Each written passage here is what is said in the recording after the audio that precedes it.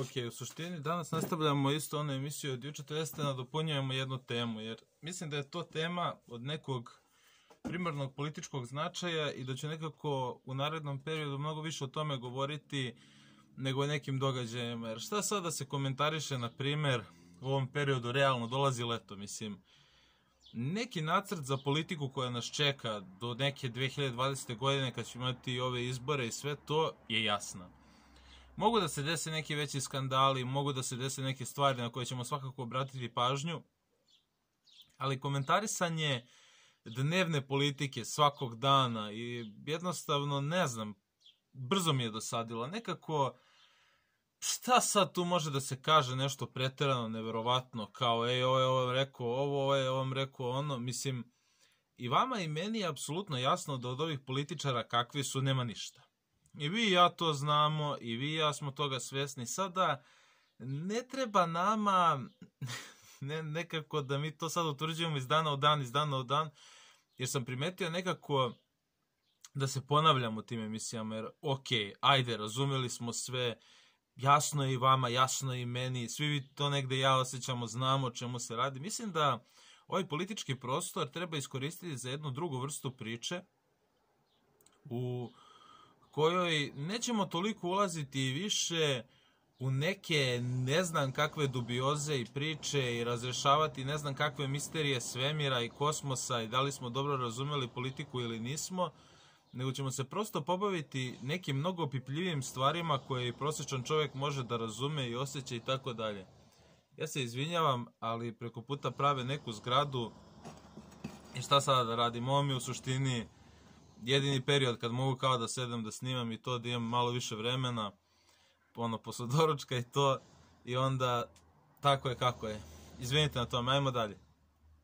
Naime, kada pogledate u stvari srž političkog problema u Srbiji, ono uopšte nije u nekom dalekosežnom razumevanju političkih zbivanja i tako dalje. Postoji prilično jasan sled stvari, jasan sled činjenica nekih, a to je da ovde postoji okupacija, dakle došli su stranci, oni su nas okupirali, mi smo toga svesni i sada imamo jedan režim koji je u stvari instaliran od strane tih stranaca i koji nama upravlja i radi nam sve ovo što mi radimo. Sa druge strane, kada jednom apsolviramo tu činjenicu i shvatimo o čemu se radi i vidimo koliko je sati i tako dalje, nekako nema više neke potrebe velike da mi sada tu ulazimo u dubiozu zašto je to tako.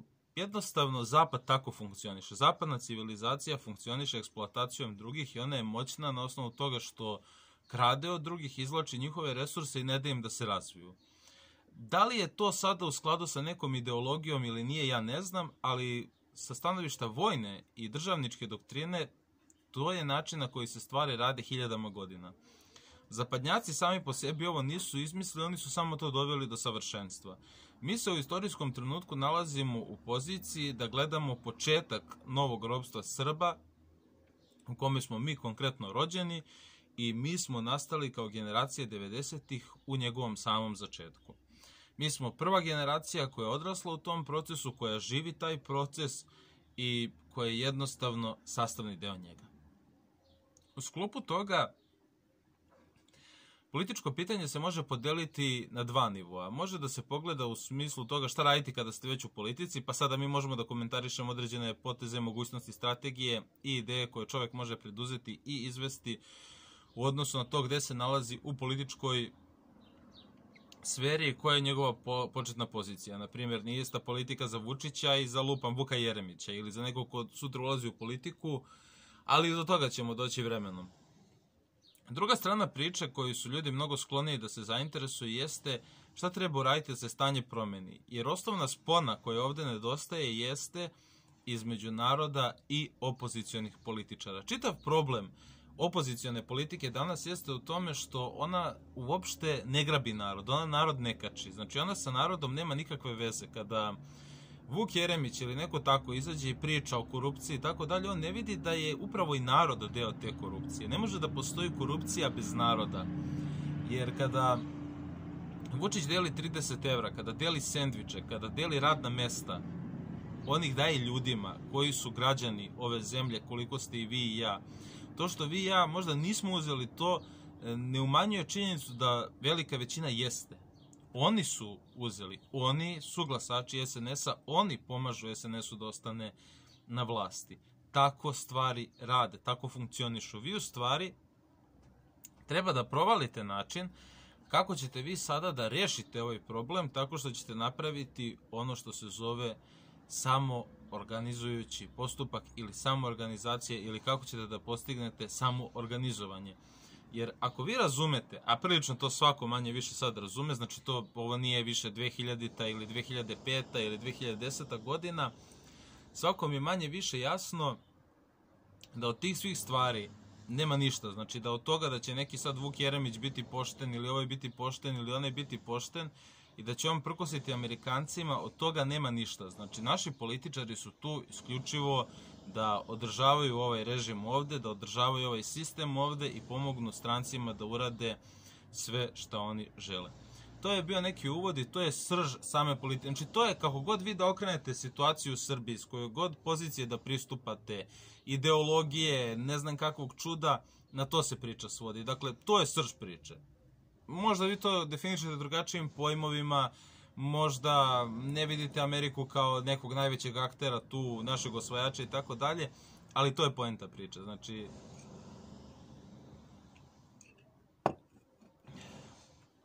jebo mater, ono što ga buši.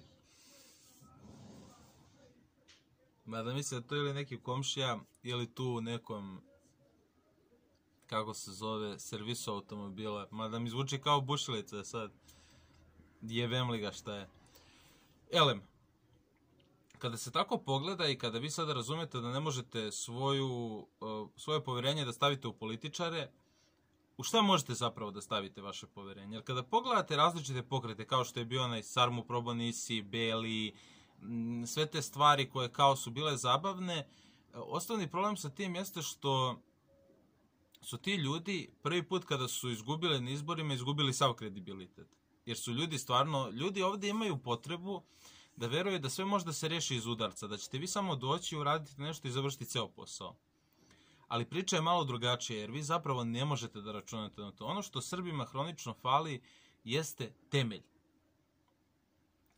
Kada se pogleda ta stvar, vi apsolutno morate da shvatite kao jedan mlad čovek da od ovih generacija koje su već prešle 40, 45, od njih više nema ništa. Znači, to su ljudi koji da su hteli da se angažuju stvarno, i to je živa istina, oni bi se angažovali do sad. Znači, prošla je već 40 godina njihovog života. Ok, neki su bili u ratu, neki su možda danas u nekom stanju kada više nisu ni u pokretu i tako dalje, ali veliki broj nije. Veliki broj je živ i zdrav i radi i funkcioniše, ali pravo pitanje je gde su oni, šta radi, šta su radili sve ovo vreme, jer rat je bio pre 20 godina.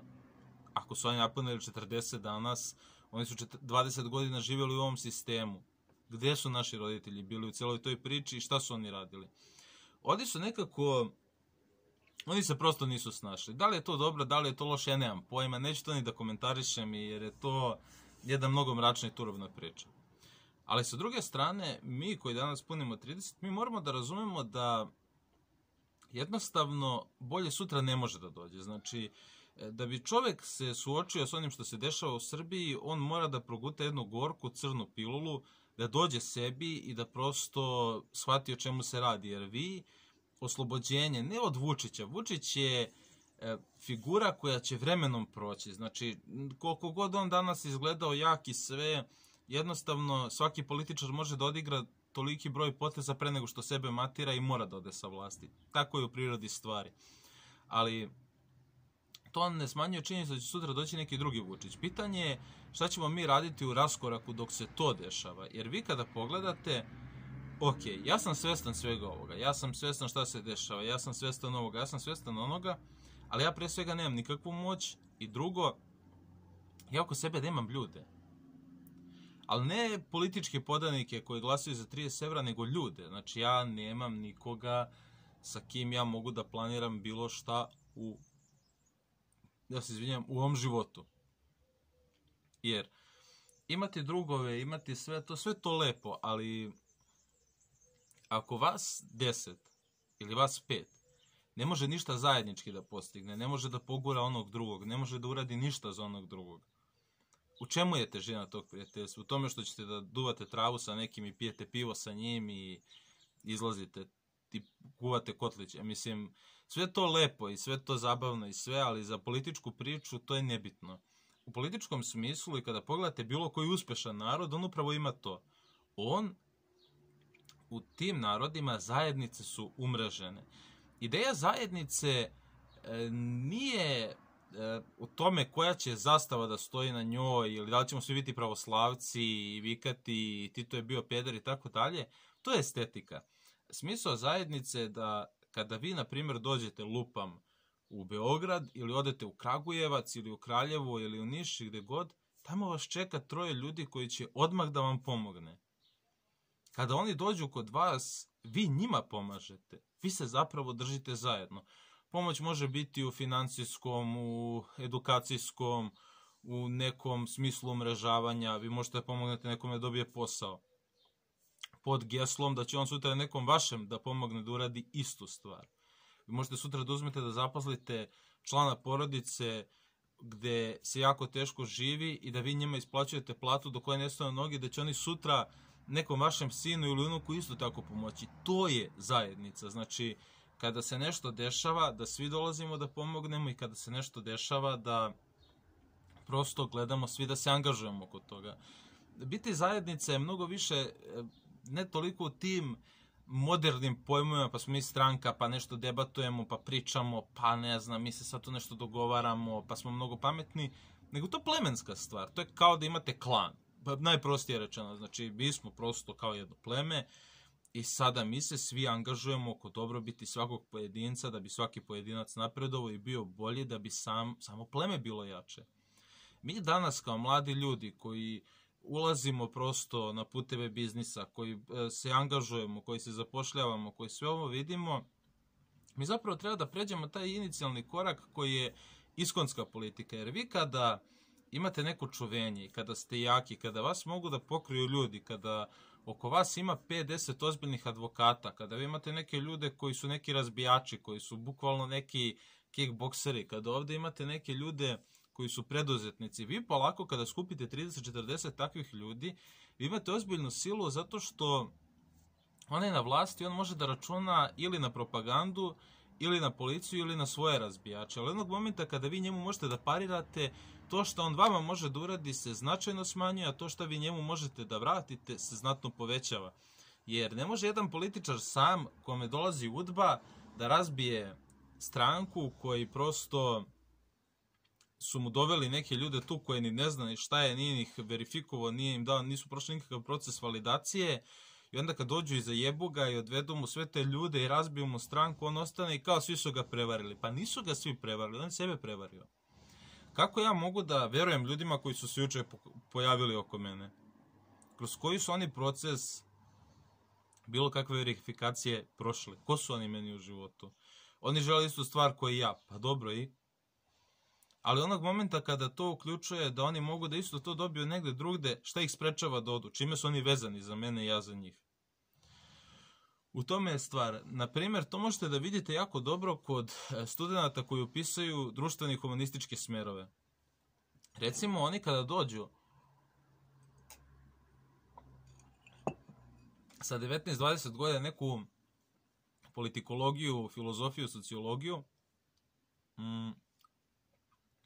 oni tada već imaju nekakvu ideju i mogu za relativno kratko vreme makar da nabubaju određene odlike sistema, kako se vodi država, šta je filozofija politike, možda ne da razumeju, ali da nabubaju neke koncepte, da ih znaju napamet.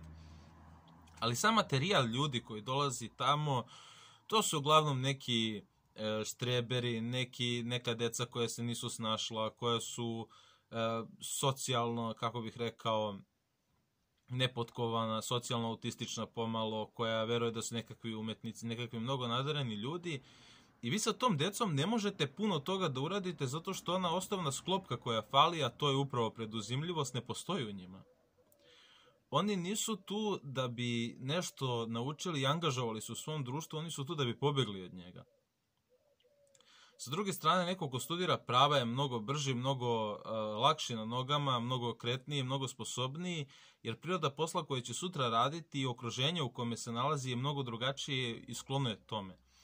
Neko ko odlazi na nekakav inženjerski ili tehnički fakultet, on će sa druge strane postati veliki stručnjak i u ovom momentu u civilizaciji će steći neophodna znanja da bi mogao da se zaposli i ima mogućnosti za lukrativan život, ali zbog prirode posla i mekoće okruženja u kome se nalazi, njegova priroda će nužno i sama postati meka. On postaje konformista. On onog momenta kada može da se uglavi u neki sistem, on je tu završio svoju priču i on nije spreman da se uključi u tu kalakurnicu politike iz prostog razloga, jer ne može on sad posle 5-6 godina tamo sa svim tim ljudima koji imaju te premekane šakice od tastature, da kao on nešto sad se tu busa i bude neki napucani indijanac i on sad će nešto da radi. Neće prosto. Problem sa svim tim stvarima i problem sa tom decom koje dolaze i problem koji se nama desio, mi smo prva generacija toga, jeste odrastanje bez bilo kakvog ozbiljnog autoriteta, bez bilo kakve ozbiljne društvene strukture i bez bilo kakve ideje o tome što treba da se radi u životu, osim da se završi fakultet, živi lagodno i zarađuje pare.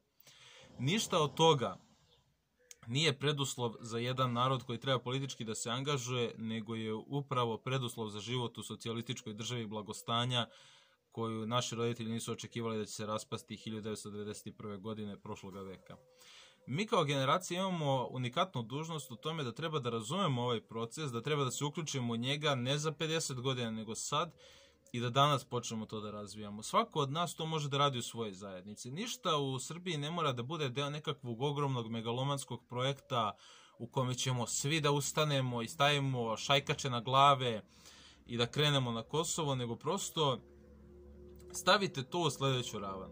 Naprimjer, evo kako ja razmišljam. Recimo, sam bio sad za vikend u Beogradu. Ja sam otišao da se upoznam sa 3-4 ljudi sa kojima ću ostvariti nekakav poslovni dogovor i sa kojima ću sarađivati u budućnosti i da vidim određene ljude sa kojima već imam neku poslovnu saradnju. Znači, mogao sam ja, ne znam, da odem lupam negde, da ne znam šta radim, ali sa druge strane, ako sam već tu na terenu i da imam mogućnost nešto da uradim, zašto ne bih to uradio? Sutradan, kako se ti odnosi budu razvijali, ja ću širiti svoju mrežu, ja ću prosto doći u mogućnost da me sutra negde neko preporuči za nešto ili da mi pomogne da steknem još novca ili ću ja njega preporučiti za nešto i mi ćemo zajedno ostvariti profit. Možda se mi ne razumemo, možda mi nismo iz potpuno istih tih industrija, branše i tako dalje, ali to ne znači da ne možemo da učimo jedni od drugih, to ne znači da ne možemo da delimo iskustva i znanja i da prosto gradimo saradnju, da imamo kooperativnost i da sutra šta god treba, kada se jednom taj odnos uspostavi, mi možemo da pomažemo jedni drugima. Kada pogledamo nazad na sebe i na svoju generaciju, mi gledamo naše roditelje koji sa velikim cinizmom pričaju o svemu, jer oni zapravo nisu bili politički aktivni, ne u ratu, nego onome što je posle došlo. Oni u tome svemu vide nekakvu veliku olakšicu za sebe, jer ih to kao apsolvira od svega što se naknadno desilo, a to su sve procesi u kojima su oni učestvovali. Tako mi se javio neki nesrećnik da on meni kaže kako je on eto bio u 2 rata i kao kako ja nisam ratovao. Pa dobro, ja sam kad je počeo rat nisam bio ni rođen. Znači, ja ne znam kako sam mogao sa 3 godine da učestvujem u ratu stvarno, znači šta sam trebao da radim, nemam pojma, ali dobro, ajde. Ali činjenica da taj čovek, on sa svojih 45-50 godina, on ima tu TZV mudrost, jer kao to je sve što ima. On je zapravo dopustio da se pred njim sve to desi i to se sve desilo pred njegovim očima. I oni u razgovoru sa nama uopšte ne žele da prihvate odgovornost za to šta su radili, uopšte ne žele da imaju odgovornost u bilo čemu. Mi kao generacija moramo da shvatimo da je baš ta odgovornost potrebna, jer bežanje od odgovornosti je zapravo najnemuževnija stvar koju možete da uradite. Čitava poenta muškosti i kada gledamo našu istoriju jeste u odgovornosti. Da, postojali su ljudi koji su i prihvatili tursku veru i išli na kuluk i radili sve te stvari koje su Turci tražili od njih. Ali postoji Hajduci, postoji Karađorđe, postoji Miloš Obrenović, postoji takvi primjeri. I kada gledamo na istoriju, mi se ne divimo onom koji je pristao da šeta opanke dok mu Turčin guzi ženu, nego se divimo Karađorđu.